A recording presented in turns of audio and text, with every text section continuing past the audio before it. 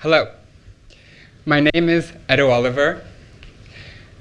My pronouns are she, they, him, but you can call me whatever you want. I don't really mind, as long as you're respectful.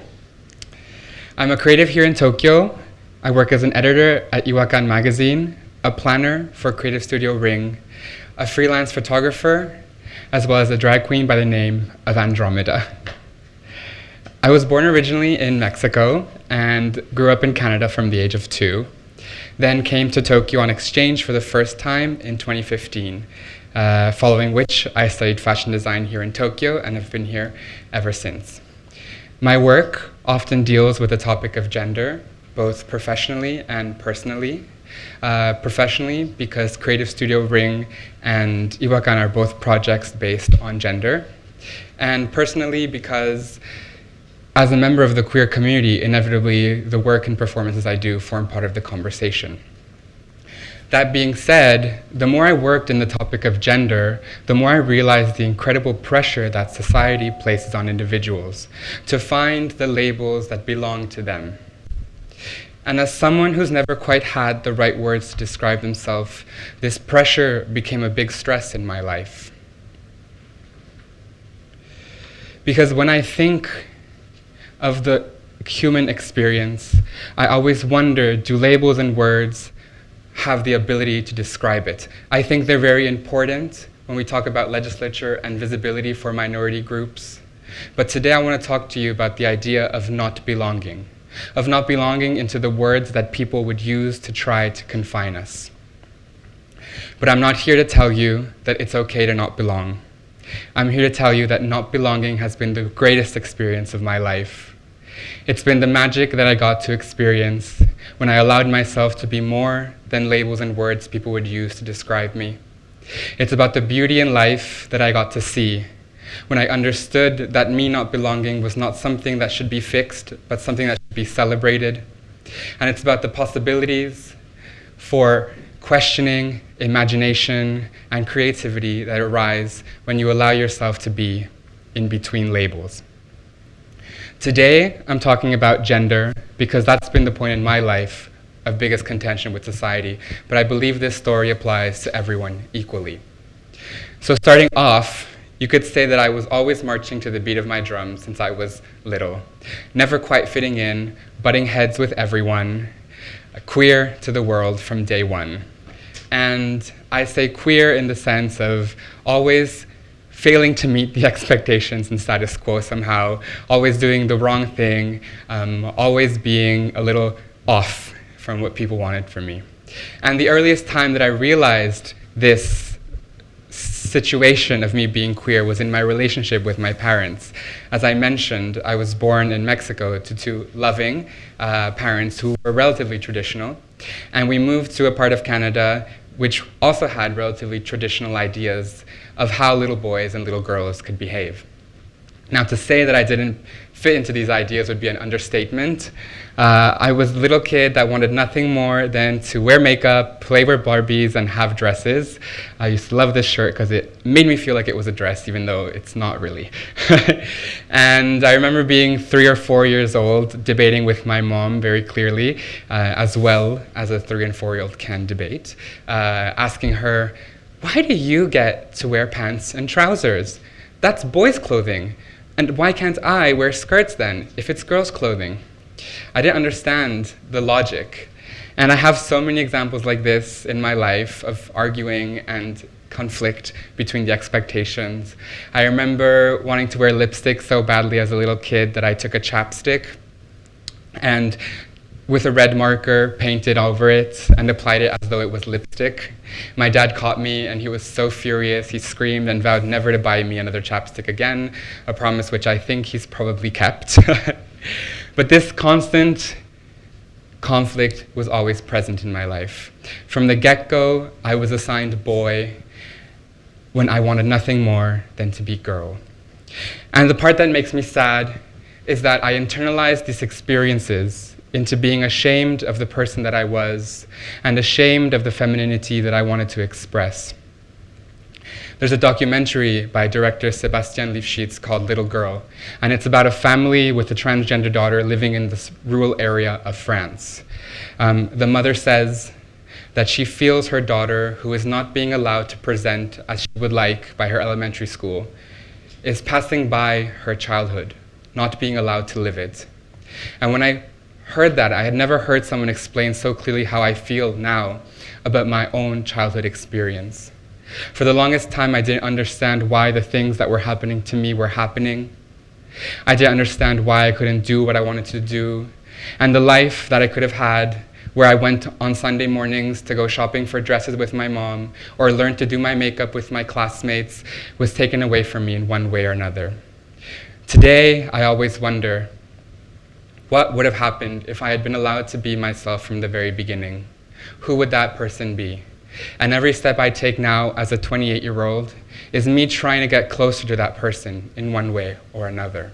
You don't get from 4 to 28 just like that.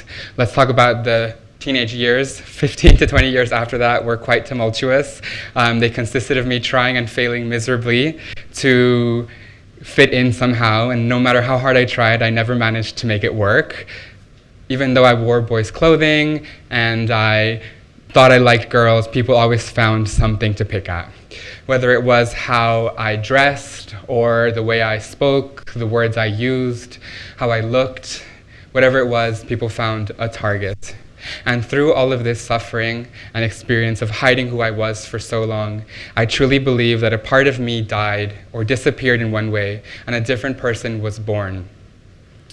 The first time that I first felt hope in this situation was when I learned about gay men and gay culture, which in 2023 sounds really weird to say, but in the suburbs of Canada, we don't know what that was at that time. And I felt for the first time seeing men who were celebrated for their femininity, who were in fact almost expected to be flamboyant. I thought, that's my people. That's why I haven't been fitting in, because I wasn't there. And that worked for a long time, and it felt better. But I realized that being a gay man came with its own set of rules and expectations that I also somehow didn't fit into. It was a nicer cage, but a cage nonetheless. But it was important because it taught me that there was room to push. The walls and barriers that I thought as a kid were impenetrable had actually cracks and holes that I could push on and break and eventually tear down. But this didn't happen overnight for me. I wasn't strong enough to just push and break it in one instant. It happened every day with the people I met and the small interactions and acts of courage that I took. It happened when my best friend one Halloween told me, "Edo, wow, it's amazing how a little bit of eyeliner makes you look so feminine," because I wanted to be a cute cat that Halloween. And that might have been the first time that someone complimented me for my femininity. It was when my partner said he would love me no matter what, when I jokingly said, "Would you still love me if I was trans or non-binary?" And he said, yes, without missing a beat. It was doing drag for the first time and seeing this image of myself that I only ever dreamed of could exist come to life. And it was in having the courage to wear a dress for the first time out in public. These interactions and moments in my life have taught me that there's no limits to who I can be. And even though they might have alienated some people who are fixated on trying to find me with words, it helped me meet other people who are excited to welcome that new person. To give you a small but very real example, I found my current job at REING because I chose to wear fake nails at a job meeting. Let me explain.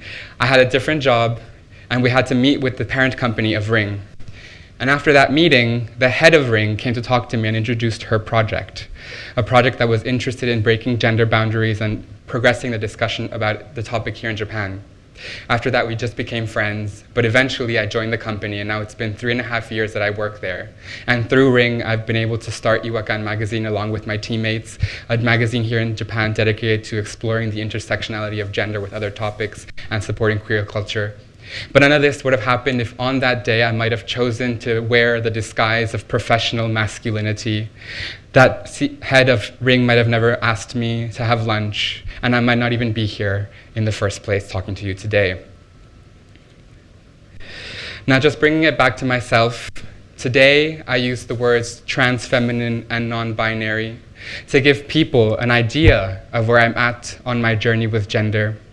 But I make sure to always give myself the freedom to continue exploring beyond what these words would mean. When I started thinking about gender identity, I thought, well, if I'm not a boy, then maybe I'm a girl, or if I'm not a boy, then maybe I'm non-binary, and these labels are great, and there are people who use them, and they work for them. But I realized that finding the right label for myself was more about explaining to other people who I was, rather than it was about understanding myself. So now my journey with gender is not motivated by trying to find answers, but by trying to find more questions. Who can I be? What can I do? Where can I go? And this applies beyond gender. The question of where are you from used to always haunt me. Being born in Mexico, grown up in Canada, living in Japan for most of my 20s, I'm from all these places and cultures, yet not really from either of them at the same time, according to some people. But I realize that that's not a negative either. That's my charming point. That gives me a unique point of view on the world, and I should celebrate that as well. But I don't want you to think that I'm special for some reason, that my travels or the fact that I've been flying and going or my experience with gender is something unique. We all go through this in our own way. We are all told by society who we can be based on the labels that were decided for us before we were even born. There is a violence in the way that our humanities get taken from us for the sake of labels and identity that no one escapes from, whether you know it or not. Be it your nationality, your ethnicity, the color of your skin, the color of your eyes, how tall you are, who your parents are, your economic situation. We have all been told who we are based off of these decisions. And I want to ask you today not to limit yourself based on some arbitrary words. Because when I think of the human experience in all its beauty and its illimit possibilities, it's no wonder that words will never be enough to quantify and qualify it. And when we do so, we inevitably fall short. And the parts of us that make us human, the parts of us that make us unique, that lie beyond language, disappear and are forgotten. And the longer we do so, the harder it is to remember that we've lost them in the first place. I think sometimes that the people who dare to change the world, who imagine new possibilities and futures for us, are the people who, amidst facing the fall of their humanity at the hands of identity, refuse to let go. They're the people who hold on and would rather fall down into the in-between than to stay afloat as empty shells for the sake of simplicity. So even though today I stand before you not knowing how to say who I am, I can say that I know myself better than I've known myself ever before. And I've built a life that is completely unique for myself. And this power exists in every single one of us. It comes from the decision you make every day to either understand yourself, make yourself understandable for others. And I want to leave with the only truth I think exists is that none of us truly belong. Thank you very much.